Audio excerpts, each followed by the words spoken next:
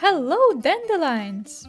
Did you know that the ancient border between Europe and Asia was located in modern Russia? Today we are going to discover the land of the Tanais River, where a long time ago brave Amazons lived, and where a once prosperous ancient city disappeared in world history.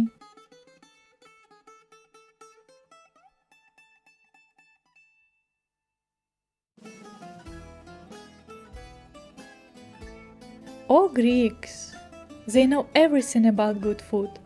Spanakopita, vegetarian moussaka, and baklava are divine, no doubt, but their mythology at some point is questionable.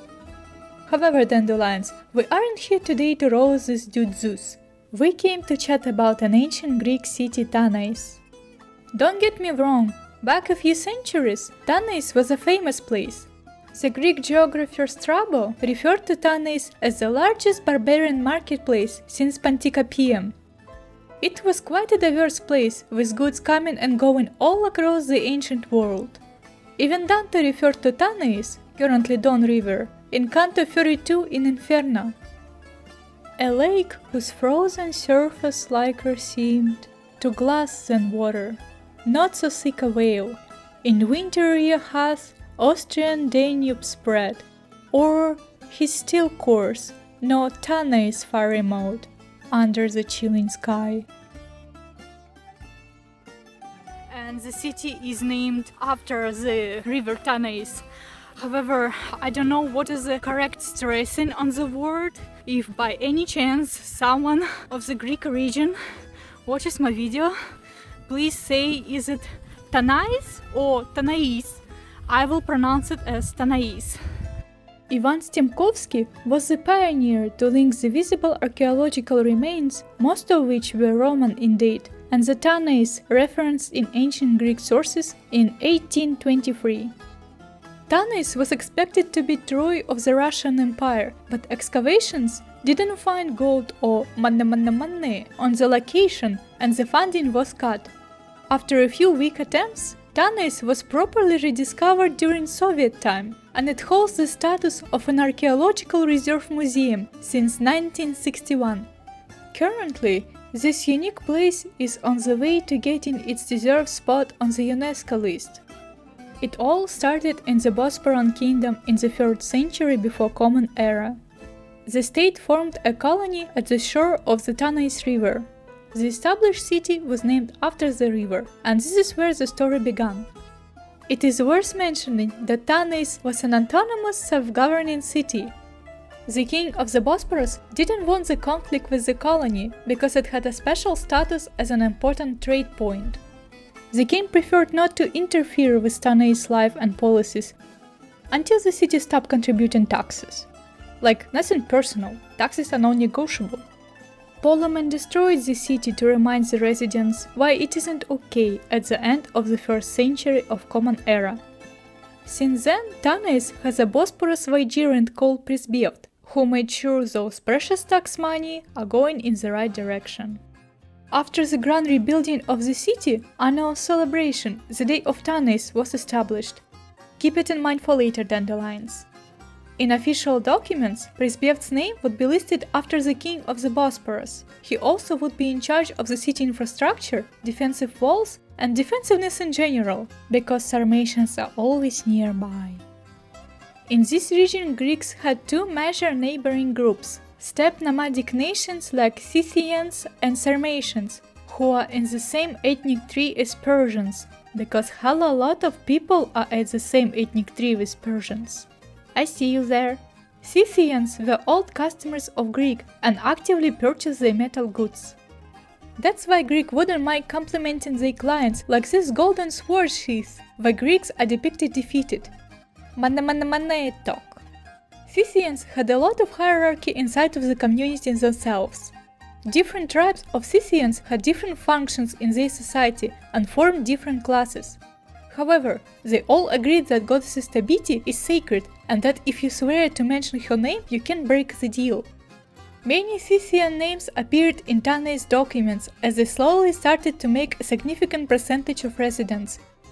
All this multicultural vibe formed Tanais' unique dialect, different from classical Greek. On the other hand, Sarmatians had their own thing going on. First of all, they are direct ancestors of Scythians and Amazon warriors. Once Amazons were captured and transported in the ship. Rip those who were on the ship, because those fools didn't last long. However, Amazons didn't know how to manage the ship and arrived at the coast of Meotaida, current Sea of Azov. Amazons settled there, on the opposite shore to the Scythians. Long story short, they combined efforts created a new warrior group. This is important to remember that Sarmatians are a bunch of separated tribes, not a united nation. Their graves near Don River, called Kurgan, tell a variety of stories. During the golden years of Tanais, Sarmatians controlled the navigable parts of the Tanais River and would settle around it. They had a military-oriented nomadic lifestyle and formed their community economy on cattle breeding.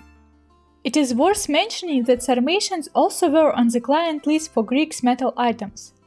Some Sarmatians gave a hard time to their neighbors with their devastating raids, and some Sarmatians were in high demand at the Tanais market. Yes, back then you could go to your local marketplace and purchase a domestic worker like a piece of furniture. I hope at this point of history I don't have to explain how unacceptable is that. As a prosperous trading city, Tanais was known for its market. Herodotus called Tanais the border of Europe and Asia for a reason. Trade connections of Tanais with time reached the banks of the Rhine, Gaul, modern France, Italy, the Balkan lands, and Egypt. Tanais specialized in jewelry making, weaving, bone carving, and forging. Additionally, the land of Tanais keeps the legacy of glassmaking and developed pottery. The polis needed strong walls and buildings to keep the residents safe. The construction was an important part of city's budget and the main industry since the city constantly expanded. Agriculture played an important role in the life of Tanais too, since grain was the main export item. Tanais River provided the residents with plenty of fish, but the fur had to be imported. Olive oil and wine also were imported from the nearest towns, because Greeks wouldn't last long without their wine. They even marked and systemized amphoras with wine. How sweet is that? Anyway, it was a nice city to visit. Tanais' infrastructure included a canalization system and an open-air theater. We know that since theater performers' masks had been founded during excavations. The amphitheater must be somewhere near. Tanais had a temple dedicated to Hermes and Aphrodite. However, cultural and spiritual life at this polis mixed with local nomadic customs. Aphrodite wore Sarmatian clothing. There is always something to discover in Tanais. We know only a bit of it.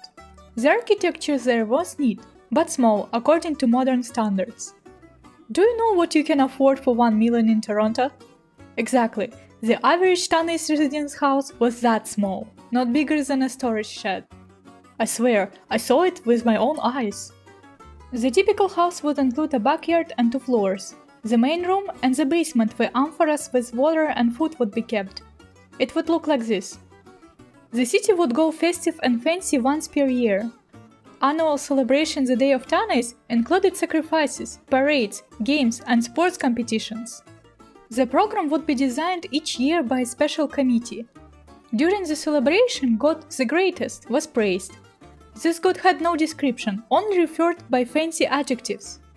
Maybe the Greatest represented Tanais itself, not sure, but nobody felt left out, that is certain. The unalterable tradition of this holiday was the boat sacrifice. This ritual involved the participation of the entire city. Firstly, Tanais residents would build a small copy of the ship, and everyone would put their gift inside. This ship would be transported to the edge of Tanais River and Meotaida Lake, current Sea of Azov, while the priest blesses the procession. Then they would sink the boat. Once gods receive the sacrifice, a smooth ride for the merchants is guaranteed. To summarize, Tanais existed for over 700 years, and citizens were annually sinking boats full of goods. Imagine if you locate the place on the map counting all landscape changes throughout time. Imagine how many buried under the water things you will be able to find there. So this is the south district of Tanais.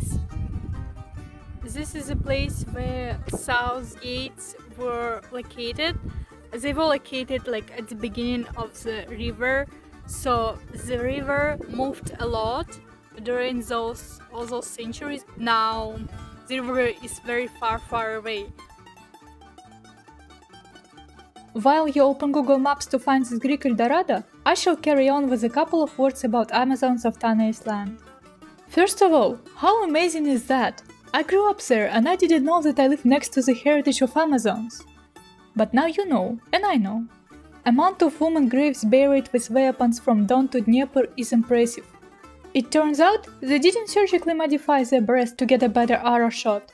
The situation is the opposite. The Amazons of Don combine their femininity and ability to kick your ass. Graves of female warriors have jewelry, cosmetics, nice mirrors and weapons. Plenty of weapons. Which by the way were customized to fit a warrior's body complexion.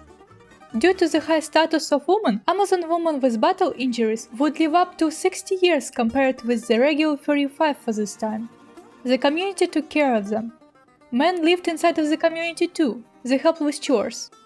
What Herodotus wrote about Amazons is mostly true. They do archery, dart throwing, and ride horses.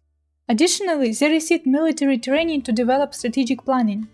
Amazons would get married after defeating 3 enemies, live a long life full of hunting, gardening, taking care of their horses, and protecting their families when necessary.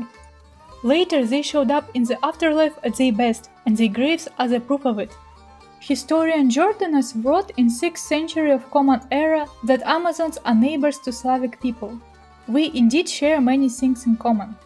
For instance, female warriors Palenitsa and Bogatyrsha frequently have been mentioned in Slavic folklore. Tanais outlasted the collapse of ancient Greece and continued to exist during the Roman Empire, but everything has its sunset. Sudden invasion and fire shook the polis in the 3rd century of Common Era. During this period, sea started to leave the city. Neither did the Greeks. A weakened economy and continuous bad harvest seasons couldn't keep up with demand, and people abandoned the city. The Sarmatians and Scythians began to move west. Those who stayed had to deal with the Turkic, the Cumans, and the Mongolians. That was tough! Tanais River started to be called Don. No one would try to restore the infrastructure of Tanais. It was recycled as a building material by the future settlers. As time passed, Tanais became ruins of its original glory. Later, this territory was settled by runaway Russian peasants, who formed a self-governing and freedom-loving Kazakh community. One of them, John Basil Turchin, even participated in the American Civil War, but this story is for another time. And after that, the city near the Don River was established. It is called Rostov-on-Don, the southern capital of Russia. And fun fact, house bricks of Tanais were used to build Rostov-on-Don's river embankment. I don't mean these ugly bricks that the administration put for the 2018 FIFA World Cup. I mean a few layers below that nonsense, where many chopped into pieces Tanais buildings are buried. Do I still have someone here? I hope it looked professional. If I didn't, you know the excuse. I wish I could include all my notes and more fascinating details, but this is a massive episode itself. However, it would be different and less cool without the support of Shanti Jeunesse, who helped with the production of this episode, as well as the incredible staff of the Archeological Park of Tanais, Ростовский областной музей краеведения, and Don State Public Library for their help with the search. Also, I would like to thank Richard Emerson for his divine knowledge of the Divine Comedy, which helped to find the verse you heard in the episode. And how could I forget about you? Thank you, Dandelions, for your continuous help and support. Remember, we are closer to the past than you think. Your thumb still decides someone else's future, but instead of gladiator games, we have the algorithm. Good luck taking this thought out of your mind, and let's wish Tanais luck to get to the UNESCO list. Yes, I suggest you to spam UNESCO with this hashtag. See you in the next episode, Dandelions.